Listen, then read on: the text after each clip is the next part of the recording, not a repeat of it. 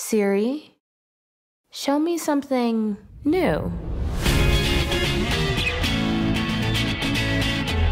Hey guys, what's up? Daniel here. Today we're doing a quick recap of the new Apple TV, iPhone 6s, and iPad Pro.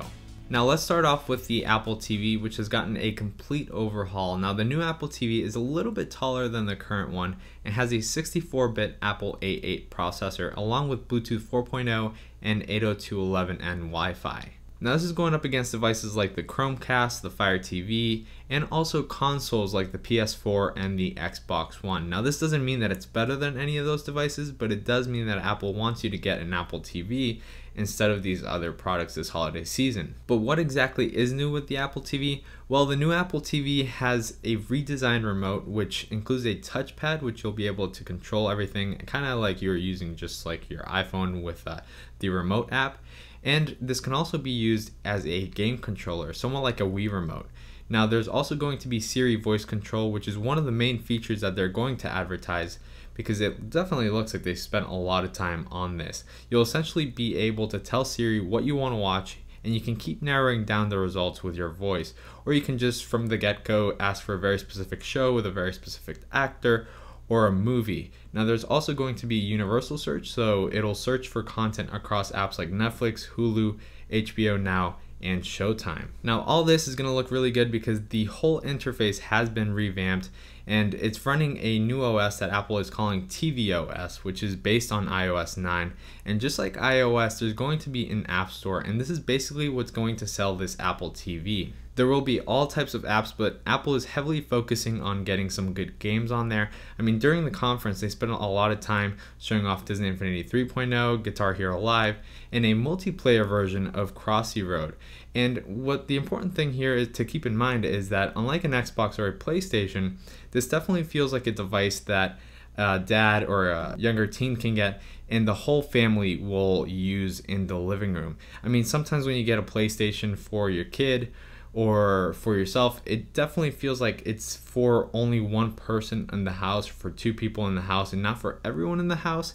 And if you live in this environment, I mean, you'll know what I'm talking about. If you don't, then you'll see it later on. But I guess it's, you know, this will be something that will be in the living room. You can play games, movies, and it'll have all different types of contents for everyone. Now the Apple TV will retail for $150 for the 32GB version and $200 for the 64GB version. Now both of them will ship in late October.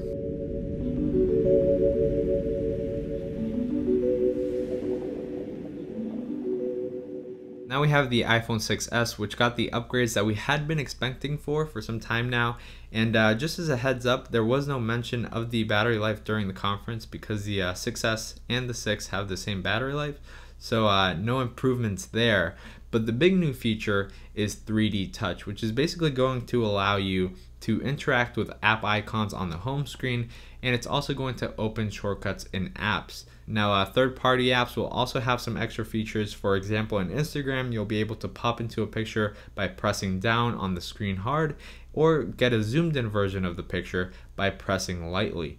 And there's going to be a slight learning curve, but it's easy enough that you're going to get the hang of it after the first day of using the device. Another big feature here is that it has a 12-megapixel sensor along with 4K video recording, and also a new live photo mode which captures a few frames before and after your picture to create a moving photo that will add a bit of extra fun and also nostalgia. Now, like the past few years, the front-facing camera also got an update. I mean, it now takes 5-megapixel images as opposed to 1.2-megapixel images from the iPhone 6. And there's also going to be a function that it will use the screen as a flash when you take pictures of yourself and others. And this is kind of like what we've seen on Snapchat and a few other apps, but the big difference here is that it's going to match the colors of the environment to get that flash to look a little bit more realistic and better.